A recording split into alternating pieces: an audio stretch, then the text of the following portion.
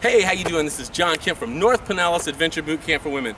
What I want to talk to you today is about training for fat loss. So not just random exercise, which not that it doesn't have benefits, because it does.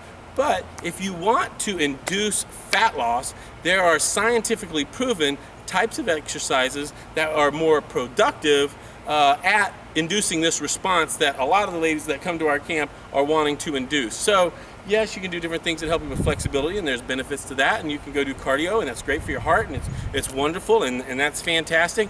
But if fat loss is the goal, there is a hierarchy and there is an importance. Now, before we get into that, I have to let you know, before we get into exercise, nutrition is number one. So nutrition's number one. So if you're overeating and you're exercising, it's really hard to out-train a bad diet. So first of all, nutrition. But after that, the most effective thing you could do as far as your training is resistance training. And when I'm talking about resistance training, I know a lot of ladies shy off because they don't want to turn into a bodybuilder or something. Relax.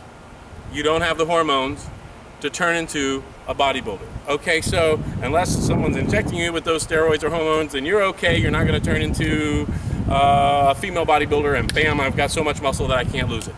That's not going to happen. If you'll notice that people, when they're younger, they have more muscle. But as they age, they start to lose muscle.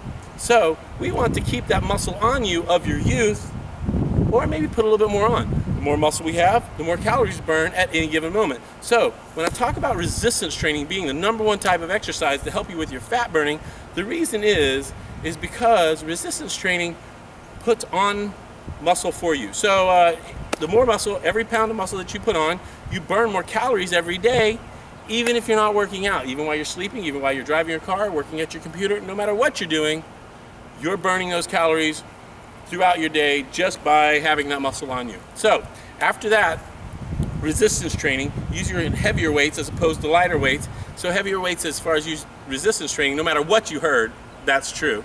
And then the next thing that the next on the hierarchy is interval training. So resistance training would be first, interval training would be second. And if you have 3 hours a week, then you should be doing mainly resistance training. If you have more than 3 hours a week, then what you should be doing is resistance training and interval training. You can do some balance work and some flexibility to round out your program, but the emphasis of your program should be resistance training and interval training. Over the next couple of weeks, what I'm going to do is I'm going to show you specific things that you can use right at your home, that you can apply some of these principles and see what they actually look like in practice. So, I hope you're having a great, wonderful, fabulous day. And the last little hint is, if you can make this process fun, your likelihood of continuing goes up dramatically. So, resistance training, interval training, and make it fun. Hope you're having a great, wonderful, fabulous day. See you later.